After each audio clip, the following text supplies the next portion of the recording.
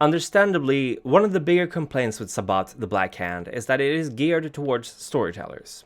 It offers up new disciplines, rituals, and other powers, but overall it lacks much of the content one would expect in V5 for new books. The paths don't translate to convictions, and there are no new lore sheets or really much in terms of resources for players. And that was for a reason.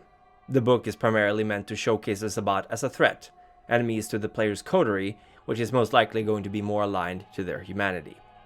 That being said, the Vampire the Masquerade community is old. It's been around for many years, and a large number of players have transitioned to, or at least dipped their toes, in playing as the Black Hand's Cainites. Not long after the release of Sabbat the Black Hand, another book made its appearance in the Storyteller's Vault, and today we will be discussing The Black Hand, Playing the Sabbat, by Rachel E. Judd, Khaldun Khalil, and Saskia Vilidik. This book works as a great complement to the V5 rule system if you want to bring your players into the Sabbat itself, including plenty of tools for converting the rule system to the die-hard mentality of the Sword of Cain. Right out of the gate, this book discusses the other side of the Sabbat coin. While the sect is undoubtedly composed of fanatical warriors defying the ancient antediluvians and their puppets, this book intends to show that there is an internal consistency and a logical framework that the Black Hand relies on. The Sword of Cain are not all of them raving monsters. In fact, those tend to die rather quickly, and leaving a large smear behind, and it is instead those Sabbat who move with their pack, who know when to strike and when to bide their time, that are successful. This book is written on the assumption that you know enough about the Sabbat to take the extracurriculars. They assume you have at least read the previous book. It immediately discusses the sect's need for their members to abandon their humanity, walking one of the paths adopted by the Sabbat. It argues, and rightly so, that for a warrior of the Sabbat to survive the conflicts they have been dragged into, they cannot be chained down by laws and mores that are no longer of their concern. They are not human. The book doesn't sugarcoat any of this, of course. There is no glamorous, polished excuse for what the Sabbat are and what they do, but it is put into a context of the world they are in, and the very real enemy that they are facing.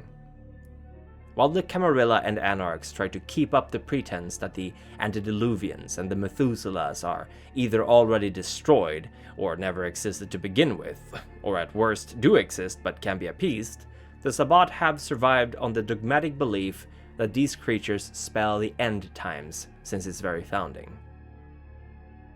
To help them deal with this, these Cainites adopt paths, and this book provides ways of converting the rules of convictions and humanity to better suit a creature who is comfortable doing deeds that would have made their mortal selves blanch. There are also new tenets provided to work in tandem with these convictions, and my overall impression is that this new system is a good compromise with the latest edition of Vampire the Masquerade. Especially clever is the wedding of touchstones with the rite of the Sabbat.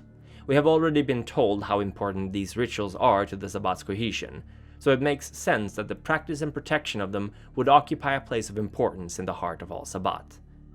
By killing off their mortal touchstones and replacing their value with the rite and their implements, the Sabbat not only ensures a loyalty to the pack, but also that it is virtually impossible for their new recruits to go back to the lives they once had. The paths are also greatly expanded upon for player characters, complete with advantages and rules for frenzy rolls and compulsions. Some advantages even offer certain disciplines to be learned by all members of the pack, allowing for interestingly themed groups when playing. The Path of Lilith is also included as a semi-abandoned path employed by the Bahari, the eternal foes of the followers of the Path of Cain.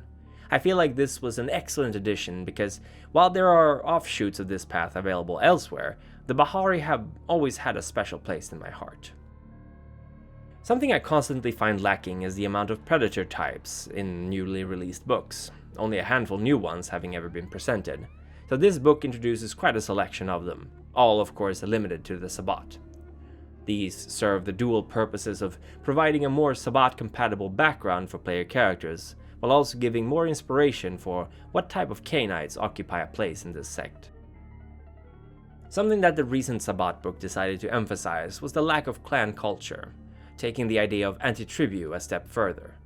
The Sabbat cares much less about your clan than the Camarilla would, and paths were further developed to show this and to take their roles. According to this book, however, that's only really half the story. It is more of an unrealized ideal, as many Sabbat Cainites still cling on to their clans, especially those who were embraced traditionally, and whose sires lived long enough to instill in them some of their clan's history, especially the parts where they hate others. I consider this more of an additional layer than any kind of contradiction or retconning to what the official book states. For all sense and purpose, clans are still nothing more than a name in the Black Hand, anti-tribute or not, and your clan offers no further advantages or backgrounds if you're a Sabbat player, establishing that your path and your pack are vastly more important to a warrior of the Sabbat. The pack plays an even more important part to a Cainite than a coterie would to a Camarilla or Anarch kindred. Not only are all PCs ideally part of the same pack, they are also bound together by the Valdery, a special kind of blood bond that exists between all members to keep them a focused unit in a larger army. The Black Hand contains a plethora of pack types, ranging from messenger packs to infiltration cells to my personal favorite, the Crypt Ticks, whose only purpose is to hunt down and drain the oldest kindred they can find, dreaming of diablerizing one of the antediluvians should they ever come across one. Due to this greed for powerful blood, these packs tend to be somewhat unstable, as the blood craze brought on by the potent vitae surging through their veins often put these Cainites at odds over who should be leading the pack, embodying the chaotic and churning social dynamics of the Sword of Cain. Diablerie is obviously a frequent occurrence in the Sabbat, and there are plenty of rituals and vitae revolving around this controversial act. While some parts of the Sabbat might have once held stricter views on this, the recent collapse of much of its internal hierarchy and structure has seen such rigidness quite loosened up. There's also a plethora of new disciplines and amalgams to choose from, all suitably twisted powers that work well with Sabbat characters, although quite a few of them could certainly be transferred to a non-Sabbat character as well, such as the Potence power Juggernaut at level 4, which allows the character to, like the Marvel comic figure it's named after, smash through walls and obstacles as if they had strength 12. Reading this book, I get the impression that the authors really wanted to flesh out the Sabbat to make it on par with the Camarilla and Anarch supplements, and more. Aside from the rules that I mentioned, there's also an extensive section on weapons and SPCs, many Loresheets, and an updated section on safe play and rules of consent. I admit I felt this was a bit lacking in the Sabbat book released by World of Darkness, which pointed at the safe play section of the updated core rulebook, but it's understandable due to that book's focus on storytellers. This book, however, does not shy away from describing exactly what kind of messed up things the Sabbat get into, and urges the players and storytellers to practice caution, communication, and, in my opinion, most importantly, a solid session 0, something I've always considered crucial for any game I'm in. As for the lore, this book is not afraid to discuss some crucial Sabbat key players and factions, detailing among others Goratrix, the infamous favored disciple of Tremere and subsequent traitor, who in this book is described either as they or she, which I found curious but could find no explanation for. Considering the amount of details surrounding House Goratrix's greatly exaggerated fall in earlier editions, I'm sure quite a lot has happened, whether that means Goratrix having possessed a new body, or even decided that they now prefer to go by they or she. I look forward to future supplements about it. Maybe I even missed it, in which case let me know in the comments. Sasha Vikos appears as a lore sheet as well, which I greatly appreciate, and while their current status remains clouded, what happened after they expelled the Dracon from their body, I'm happy to see that they are still around and active in the modern Knights. The lore sheet dots that come with both them and the other interesting nods to the previous editions, of which there are many, are well written and well founded. There has definitely been a lot of thought put into this book. In fact, the lore sheets are some of the real high points of an otherwise excellent book, and I think that is my general impression of the Black Hand. While not an official publication, it definitely has the quality and content to match them. The authors have crafted an excellent companion that provides a plethora of content, perfectly blending the modern V5 system with the established aesthetics and mood of the Sabbat. While the book does not go deeply into the current geopolitical situation of the vampire world, which it obviously isn't the only one doing, it does so for a good reason. V5 does not present its story and world the way that V20 or Revised Edition did, Progressively, the world of darkness became less and less mysterious as one secret after another was unveiled, and I am grateful to the authors of this book that they held on to those themes, all the while providing more depth and world building for players who are longtime members of the Sword of Cain, or who have been wondering what playing as one of the Sabbat might be like. It should be no surprise that this book is of a higher quality either, as all its authors are established writers and firmly rooted in the World of Darkness community. I strongly recommend this book, either as a standalone purchase or a companion piece for the Sabbat the Black Hand sourcebook. Even if you don't intend to run a Sabbat game yourself, the amount of useful content in this book will definitely help you flesh out your Sabbat packs even more as you throw them at your players.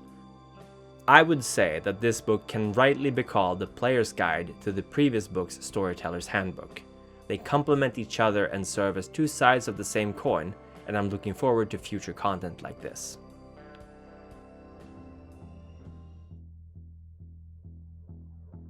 I would like to thank the Antediluvians, you grandchildren of Cain, for your constant support and guidance. Bambi Parsons, a leader with an unbreakable will, and Procyon, who in abandoning your humanity have risen as a god amongst Cain's angels. And of course our esteemed benefactor Thomas Lancaster, CEO of Pentix subsidiary, QWERTY.com. The Methuselah, their lieutenants and our masters, control our every move through your timeless jihad.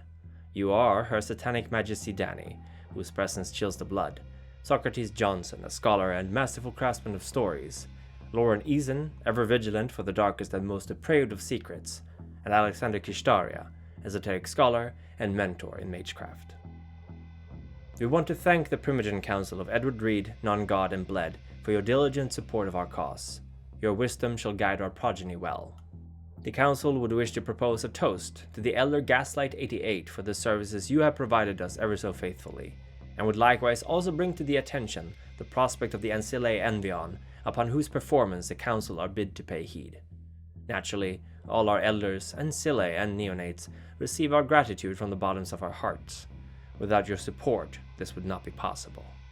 And thank you for watching.